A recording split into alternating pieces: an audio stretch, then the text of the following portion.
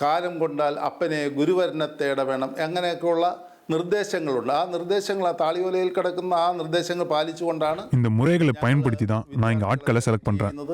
അർഹതയുള്ളവർക്ക് തീർച്ചയായിട്ടും പഠിക്കാനുള്ള അവസരം നൽകിയിരിക്കും. இதனைத் தொடர்ந்து நாம் முன்னதாகவே கேட்டிருந்த நோக்குவர்ம பிரயோகத்தினை செய்து காட்டும்படி கேட்டுக்கொண்டதை அடுத்து நாம் அங்கிருந்து அருகில் இருந்த கடற்கரைக்கு புறப்பட்டு சென்றோம். அங்கு பிரகாசம் குருக்களின் மாணவர்கள் பயிற்சியில் ஈடுபட்டிருந்தனர். அங்கு சென்று சில பயிற்சிகளில் ஈடுபட்டார் நம் குருக்கள்.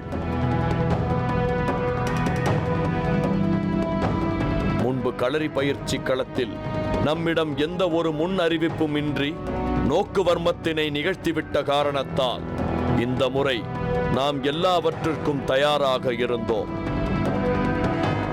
அவர் மாணவர்கள் முன்வந்து நின்ற தருணம் முதலே நம் ஒளிப்பதிவாளரிடம் எக்காரணம் கொண்டும் பிரகாசம் குருக்களிடம் இருந்து கேமராவினை நகர்த்த வேண்டாம் என்று கூறியிருந்தோம். அப்படி மாணவர்கள் முன்பாக வந்து நின்ற பிரகாசம் குருக்கள் சிறிது நேரம் மாணவர்களின் பயிற்சியினை கவனித்துக் கொண்டிருந்தார். அப்படியாக கவனித்துக் கொண்டிருந்தவர் ஏதோ ஒன்றை நிகழ்த்த தயாராகிக் கொண்டிருப்பதை போல் தெரிய வந்தது. எனவே நாமும் தயார் நிலையிலேயே இருந்தோம். திடீரென மாணவர்களை அழைத்தவர் தன்னை தாக்க வரும்படி கூறினார்.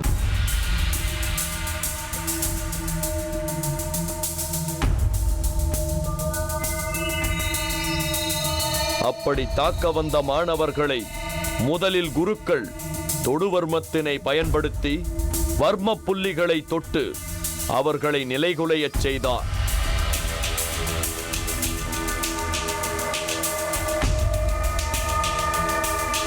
அதனைத் தொடர்ந்து நிலைகுலைந்த மாணவர்கள் சற்று மேலும் ஆக்ரோஷத்தோடு மீண்டும் தாக்க முற்பட்டனர். அவர்களின் தாக்குதலை தடுத்து ஊதுவர்மத்தினை பயன்படுத்தி ஊதியே மெல்ல எதிராளியை பின்னோக்கி ஓடச் செய்தார்.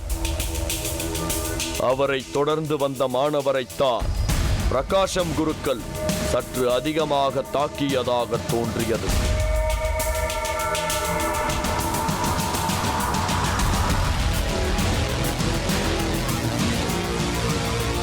ஆம், அவரை நோக்கி முழு வேகத்தில் ஓடியவர் அதே வேகத்தில் தூக்கி வீசப்பட்டதை போல் கீழே சுருண்டு விழுந்தார்.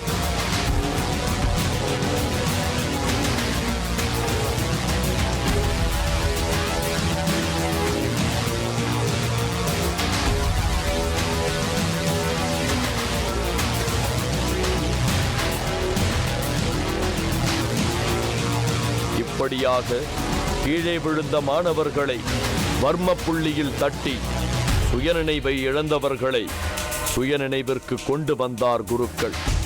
இதனை எல்லாம் பார்த்து நமக்கு சற்று குழப்பமாகவும் அதிர்ச்சியாகவும் வியப்பாகவும் இருந்தது. சொல்றதுக்கு வேற ஏதாவது நான் ஏமாத்தி எல்லாத்தையும் என்கிட்ட இருந்து பறிச்சே தான் பண்ணிருக்கேன். ஏன் இப்படி பண்ண? யார் மேலேயாவது உயிரியே வச்சிருக்கேண்டியாதா? உனக்கு இதுக்காக நம்ம உறவை கூட மறந்துடுவீங்க. ஒரு நிமிஷம்.